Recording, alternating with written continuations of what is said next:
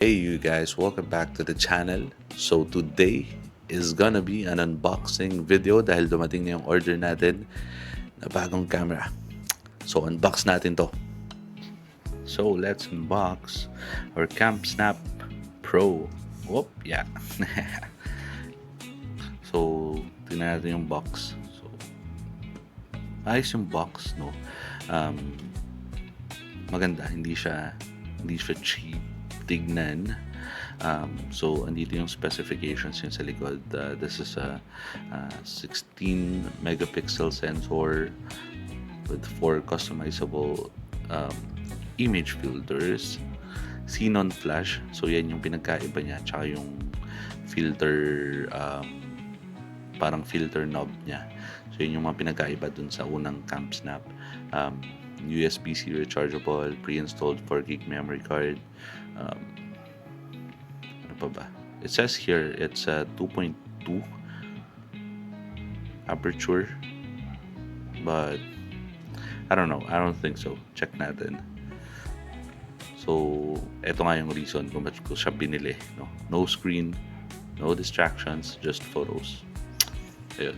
So, eto rin mismo yung camera. Yung picture dito sa labas.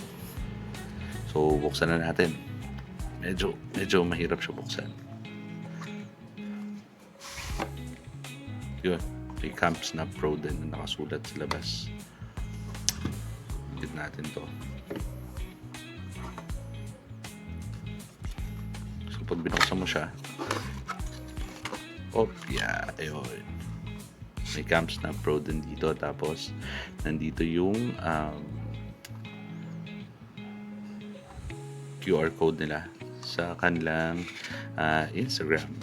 So, eto, may kasama siyang quick start guide. Ayos, okay din yung unboxing experience niya. Hindi siya, kasi inisip ko since parang somehow it's like a toy camera, yung unboxing experience niya is just gonna be like a flimsy box and the camera itself. Pero hindi, okay siya. Nabili ko nga pala to sa JG Superstore. And so, yun. Meron silang may physical store sila sa SM North. So, doon. Nabili ko siya for about almost 6,000, no? 6,000, almost 6,000 kasi free shipping siya. So, ayun, ito yung kasama niya. May kasama siyang Type-C to Type-C. So, hindi ko na siya bubuksan kasi meron naman akong Type-C to Type-C. And the camera itself, at ayun, wala na, yun lang. Buksan natin yung camera. Ayun. So, meron siyang bit of a protection sa lens.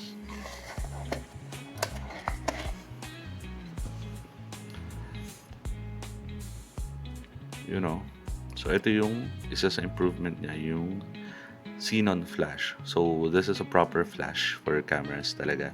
Kasi yung before, it was, I believe it was like an LED flash, parang sa mga cellphone. Yan. And isa lang sa medyo iniisip ko dito is yung kanyang viewfinder is wala sa gitna, wala sa tapat ng lente. So, well, tignan na lang natin kung paano yung framing na ito. I believe this is the flash. This is a 3-way switch. So, ito yung mas mahina, ito yung mas malakas. Yun. And ito yung lens niya. Actually, nag-order ako ng lens adapter or yung step-up ring, no, para malagyan ko siya ng I don't know, UV filter, or the same as what I'm using right now, black mist filter, or any filter that I could use, no, kasi for protection na rin, kasi wala siyang kasamang cover. Medyo okay naman yung weight niya for a plasticky na na device na camera, no? Pero I believe this is a 37mm na filter thread. So, bumili ako ng 37 to 49 na step-up ring kasi I do have 49mm na mga filter dito. And for me kasi 49mm hindi naman siya sobrang laki or sobrang alangan kapag kinabit ko siya dito. And probably I'm not gonna be using this flash naman. So, okay lang makover siya. So, ayun. Sa ilalim niya, meron siya ditong thread, no? Para sa mga tripod or di ko alam kung bakit ka gagamit na ito. Siguro, sa ibang tao, okay to. Pero ako, hindi ko naman gagamitin yun. Tapos, dito, meron siyang ito yung sa USB niya. Hirap buksan, nakakainis. Pero ito yung Type-C. Tapos, ito. Yung kanyang memory card. Nandito. Ayan. Yung memory card, tas nandito rin yung buttons niya. Mode, up and down. And that is to adjust yung volume, yung date and all dito sa kanyang maliit na screen. So, let's turn it on. Yun. Ito yung speaker niya. Tapos, ito yung screen. And kung makikita nyo, may number na siya. 32. Kasi, tinesting ko na siya kanina. Siyempre, pag bagong dating yung item, kailangan natin i-test yun. So, kaya, ito nga pala, may screw to. Inalis ko na siya. Kasi, siyempre, para madali ko ma-access yung memory card and yung buttons, no? And I don't need the screw naman, pero inalis ko na nga siya. Yan. Tapos meron siyang reset dito. Not sure for what. But, ayun, meron siya. Ito yung kanyang batteries. Dito mo malalaman kung full charge na siya or hindi pa. Tapos ito nga pala, kapag sinarge nyo siya dito, umiilaw to. Yan. Pag green na siya, ibig sabihin puno na. Ito rin yung battery level niya. Yan. Tapos ito yung viewfinder. Yan. Yun, pag nag-picture ka, ganun yung tunog niya. Yan. Tapos ito yung kanyang knob. Meron siyang 4 filters. So, ito yung una. Kapag nakaganto, naka-off yan siya. Tapos, ito, standard. And then, vintage 1. Tumutunog siya kapag nililipat.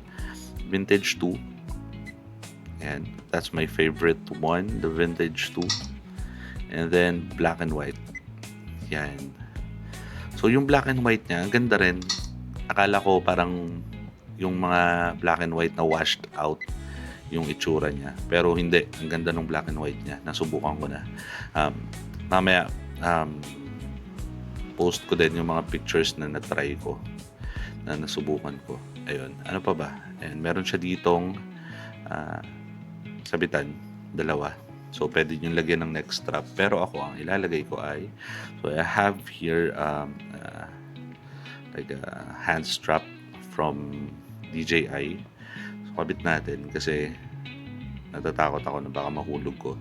And yung plastic kasi nitong camera is, ito yung plastic na parang hindi siya magagasgas. Mababasag siya. So, ganun yung feels nung plastic niya. That's why I wanna put a hand strap just to make sure, diba? Yan. Testing natin. Selfie. Yan. Yung flash niya, eto. Yan. Tingnan natin. Para makita nyo.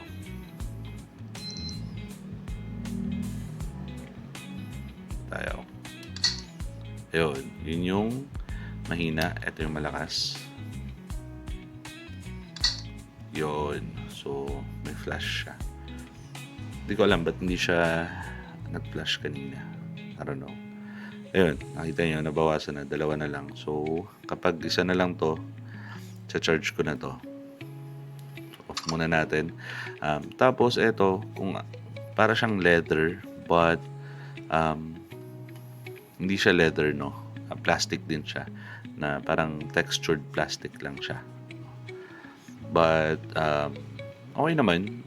All in all, nakakatuwa, no? Hindi naman siya sobrang cheap, um, tignan, no? But, pag ginawa mo talaga siya, dun mo masasabi na medyo medyo cheap siya tignan. Cheap siya hawakan. I mean, pero ayun, gusto ko siyang baka bilhan ko 'to ng ano, ng parang faux leather na cover, didikit ko na lang dito. Just for grip lang naman. Pero size niya, ako ang laki ng kamay ko, no. Yung size niya okay naman. Hindi siya sobrang liit na parang toy cam talaga.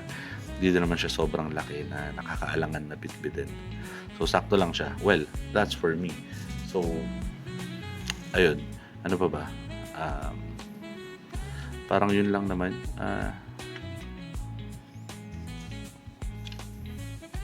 Andito yung branding niya. So, off natin. Ito lang ang medyo naiilang ako dito or minsan nagkakamali ako kasi nga um, since ito yung viewfinder niya tapos hindi naman siya connected sa lens. Hindi siya parang DSLR cameras, no?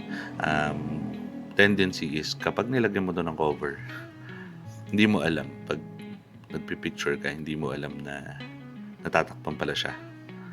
So, paglabas na lang ng picture, pag chinek mo, natakpan pala siya. So, yun. Medyo malaki nga kasi yung kamay ko. So, minsan hindi ko napapansin, natatakpan ng kamay ko. Or minsan, parang kapag ginagamit ko siya kanina, hindi ko nakikita na may nakaharang pala, ganun. Kasi nga, hindi siya connected dito sa lens. Pero, syempre, sanayan lang din. And how I'm planning to shoot with this is like hip level shooting and para ganun. So buti na lang nakita ko to, no, kasi nung una gusto kong bilhin yung camp snap lang na una, no, and kahit medyo pangit yung review, parang gusto ko pa rin siyang bilhin talaga. Pero nakita ko, nagulat ako, meron palang pro version na lumabas. At buti, ito yung nabili ko. So, ayun. Pero sa susunod, parang may isa pa akong gustong bilhin eh. Antayin kong lumabas yun, yung Rewind Pics. But, bahala na. Tingnan natin. Pero, eto, natutuwa talaga ako. Siguro bukas, lalabas ako. Gamitin ko to kasi na-try ko siya. Dumating kasi to medyo hapon na. So, yung mga shots ko is medyo madilim, no? Pero bukas, umaga, lalabas ako. Try ko siya para makita natin kung ano yung capabilities niya kapag maliwanag talaga. So, yun lang.